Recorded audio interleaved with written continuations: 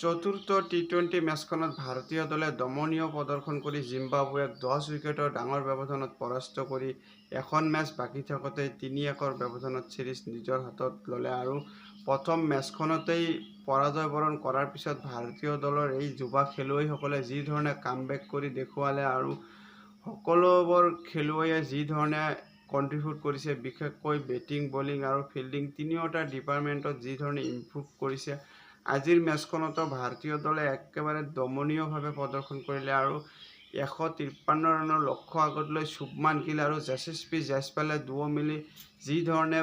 Batting কৰিছিল, ইয়াৰ আগত একেবাৰে টিকিব পৰা নাছিল জিম্বাবুৱেন বলাৰসকলৰ। ট্ৰেণ্ডাই চেটাৰাই হওক বা সিকন্দৰ ৰাজাকে ধৰি আন বলাৰসকলেও এজনো যেন প্ৰেছাৰ মেইনটেইন কৰিব পৰা নাছিল ভাৰতীয় বেটাৰসকলৰ আগত। আৰু প্ৰথমতেই শুভমান গিলে অধিনায়ক হিচাপে এংকৰিং ভূমিকা গ্ৰহণ কৰিব ধৰিছিল আৰু তেনে ক্ষেত্ৰত যশস্বী জয়সৱালে এফালৰ পৰা যি এটা বিধ্বংসী ইনিংছ খেলিছিলে আৰু ওপৰ-জুপৰি কাউণ্টাৰ এটেক কৰি খেলি আছিল। আৰু জয়সৱালৰ এই বেটিং চাই এনে লাগিছিল যেন ভাৰতীয় দলে অতি কম সময়ৰ ভিতৰতে সহজতেই জয়লাভ কৰিব আৰু শেষলৈকে ঠিক সেয়াই হৈছিল আৰু 10 উইকেটৰ ডাঙৰ ব্যৱধানত জয়লাভ কৰিছিলে। আৰু জয়সৱালে যি ধৰণে খেলি আছিল যেন 140 হওক বা 200 হওক, জয়সৱালৰ এপ্ৰ'চ যেন একেই আছিলে যেন টি-20 ক্ৰিকেটত সকলো সময়তে এটেকিং কৰিব লাগে আৰু সেই এপ্ৰ'চ লৈ খেলি আছিলে জয়সৱালে। আৰু শুভমান গিলেও সমানে আগুৱাই লৈ গৈছিলে মেচখন আৰু যশস্বী জয়সৱালক পাৰ্টনাৰশ্বিপ কৰাত বা ৰান স্ক'ৰ কৰাত ভাল এটা সহযোগ কৰিছিলে আৰু দুয়ো মিলি 156 ৰানৰ এটা ডাঙৰ পাৰ্টনাৰশ্বিপ গঢ়ি তুলিছিলে। আৰু এয়া ভাৰতীয় দলৰ কোনো উইকেট নেহেৰুৱাকৈয়ে 150 ৰানৰ পাৰ্টনাৰশ্বিপ এয়া দ্বিতীয়বাৰ কৰিলে ভাৰতীয় দলে। আৰু জয়সৱালে কেৱল মাত্ৰ 33টা বলতেই অৰ্ধশত ৰান কৰিছিল আৰু অৰ্ধশত ৰান কৰাৰ পিছতো নিজৰ যি একাগ্ৰতা ভংগ হোৱা নাছিল আৰু শেষলৈকে মেচ ফিনিচিং কৰিহে উভতি আহিব পাৰিছিল। জয়সৱালে 53টা বলৰ সন্মুখীন কৰি 93 ৰানত অপৰাজিত হৈ আছিল আৰু এনে এটা সময় আহিছিল যেন জয়সৱালে হয়তো শতক অৰ্জন কৰিব পাৰিব, কিন্তু স্ক'ৰবোৰ্ডত লক্ষ্য কিছু কম হোৱাৰ কাৰণে যেন জয়সৱালে শতক অৰ্জন কৰিব নোৱাৰিলে। আৰু আনফালে চলো খেলি থকা শুভমান গিলেও শেষলৈকে এক্সিলেটৰ বঢ়াই দিয়ে আৰু অৰ্ধশত ৰান কৰিবলৈ সক্ষম হয় আৰু শুভমান গিলেও এফালৰ পৰা থিয় হৈ 58 ৰানৰ এটা অপৰাজিত অৰ্ধশতকীয় ইনিংছ খেলিছিল, যাৰ কাৰণে ভাৰতীয় দলে অতি সহজতে জয়লাভ কৰিব পাৰিছিল। আৰু শুভমান গিলে শেষলৈকে এটেকিং কৰাৰ কাৰণে জয়সৱালে নিজৰ শতক অৰ্জন কৰিব নোৱাৰিলে যদিও জয়সৱালে যি এটা মেচ উইনিং ইনিংছ খেলিছিল আৰু এই ইনিংছৰ মূলতে ভাৰতীয় দলে জয়লাভ কৰিব পাৰিলে। আৰু গিল আৰু জয়সৱালে দুয়ো ভাল ইনিংছ খেলিছিলে আৰু তাৰোপৰি শুভমান গিলে বিগত কেইটা দিনত আউট অফ ফৰ্মত আছিল আৰু যোৱা মেচখনত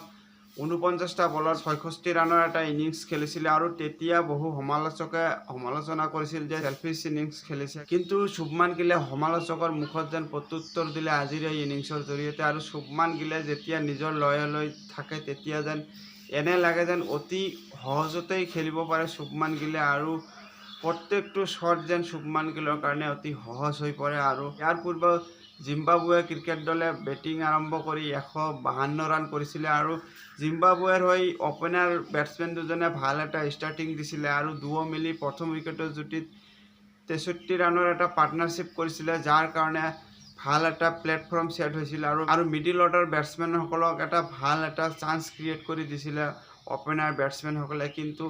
মিডিল অৰ্ডাৰ বেটছমেন হিচাপে সিকন্দৰ ৰাজাই আহি শেষলৈকে ভাল এটা ফিনিচিং দিছিলে, তাৰ বাহিৰে বাকী বেটাৰসকলে ওপৰ-জুপৰি ব্যৰ্থ হৈছিলে, যাৰ কাৰণে জিম্বাবুৱে কেৱল মাত্ৰ 152 ৰানতে থমকি যাব লগা হৈছিলে। এটা সময়ত এনে এটা চিচুৱেশ্যন তৈয়াৰ হৈছিলে যে জিম্বাবুৱে হয়তো 170 বা 175 ৰানৰ লক্ষ্য ভাৰতীয় দলৰ হাতত বান্ধি দিব পাৰিব, কিন্তু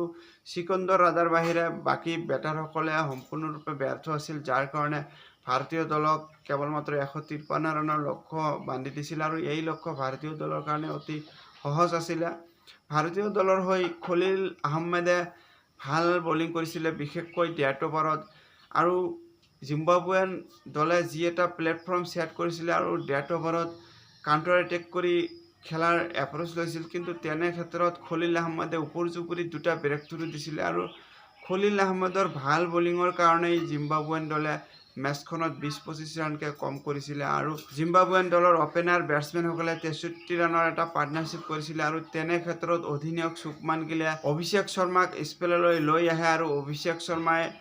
ব্যৰ্থ কৰা নাছিলে আৰু অধিনায়কৰ এই আশাত আৰু প্ৰথম উইকেট লৈ অভিষেক শৰ্মাই ব্ৰেক থ্ৰু দিলে জিম্বাবুৱেন দলক আৰু অভিষেক শৰ্মাৰ এই বলিং চাই এনে লাগিছিল যেন সম্পূৰ্ণ এজন ৰেগুলাৰ বলাৰে বলিং কৰি আছে আৰু লাইন আৰু লেন্থ সঠিক আছিলে অভিষেক শৰ্মাৰ। ভাৰতীয় দলৰ খেলুৱৈসকলে বেটিং আৰু বলিং উভয়ে ভাল প্ৰদৰ্শন কৰিছিল, যাৰ কাৰণে এখন মেচ বাকী থাকোঁতেই চিৰিজখন জয়লাভ কৰিব পাৰিলে। আজিলৈ মেচ প্ৰিভিউ এয়াই আছিল। ধন্যবাদ।